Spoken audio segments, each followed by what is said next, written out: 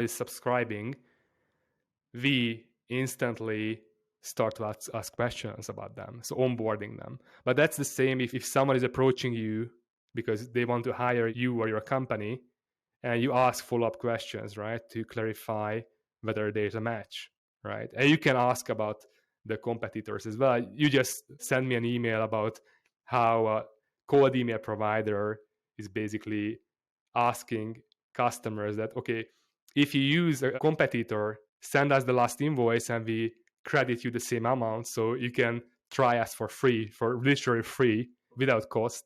And that's kind of a neat way of making price research and competitor research. Yeah, it was quickmail.io, just to tell them. I really love their communication, and their founder, Jeremy Chatelain, sending a lot of great emails. Yes, sure. So it's actually, we love to give credit where credit is due. So go to quickmail.io if you want to learn about cold emailing, and just copy their emails as well. So at least get inspired by their emails. It's awesome. Either way, at the beginning of a flow when you onboard someone, or at the end of the flow.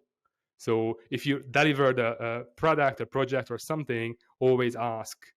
At least have it in the flow itself. Not everyone has to fill it out, but if you just like keep on doing your job, eventually these results are going to pile up, and you can constantly improve your product and offering.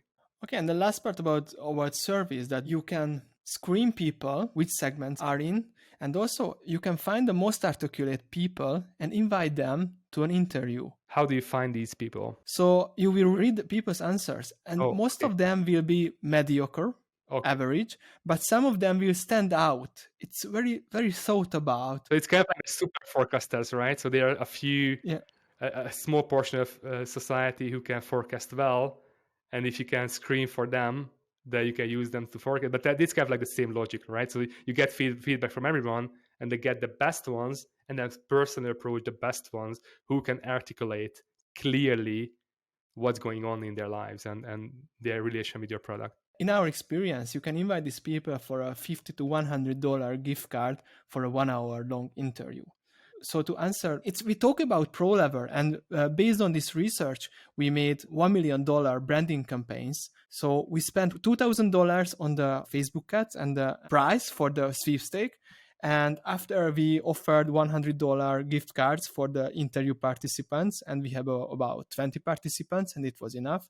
So out of $4,000, am I right? Yeah, you can conduct a good research. This was just the cost. I mean, the material cost of it. Obviously, there's time cost and everything, but it's still extremely small compared to the value or the money which we are spending on advertisements, on reach itself. And that's kind of like one of the secrets of ours as well, that we use the takeaways everywhere. So once we get like a deal with a magazine which is actually targeting families, then we are running a separate test on families and see what is working there, and then we're using that communication. And then if another magazine is targeting single women, then we run a test on single women and see what is going where there, and we use that. But otherwise, from the general results, we're using it in radio ads, in TV ads, and everywhere basically. So we scale up and use the communication, and even in real life conferences as well. So we scale up what we learned. I would like to give you our top 5 survey questions. So 2 questions for people who hasn't bought your product yet. We would ask them first, what holds you back from buying right now? And the second one, I know you like this question, that what insane success would mean to you? You can learn from this a lot. Second one, the second part of our top 5 questions, for the people who just bought your product in the exact moment or a few minutes after they bought, we would ask, what convinced you to buy? So what was the benefit, the pain that you convinced you to make the purchasing decision? Second one, how will this product make your life better? It's not how actually it helps you, but what are the expectations? And it's very important because you can use it in marketing communication as well.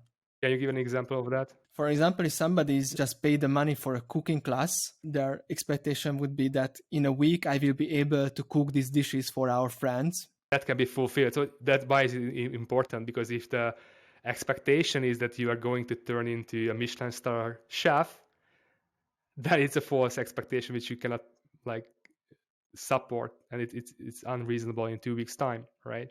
So that's why you have to know these expectations, because then you can manage them. And the fifth question is, you should ask it later when they already starting using the product or experience your service, that what is something that exceeded your expectations? And what the answer is something that you didn't emphasize enough in your marketing communications, but you can. So for example, in a cooking class, I really like the wines. And because you haven't mentioned that there are good quality wines in your cooking class. Okay, what are the bad questions? Victor, I know you have some examples. What are the worst questions you ever seen in surveys? I guess we talked about this, so just to summarize, either way,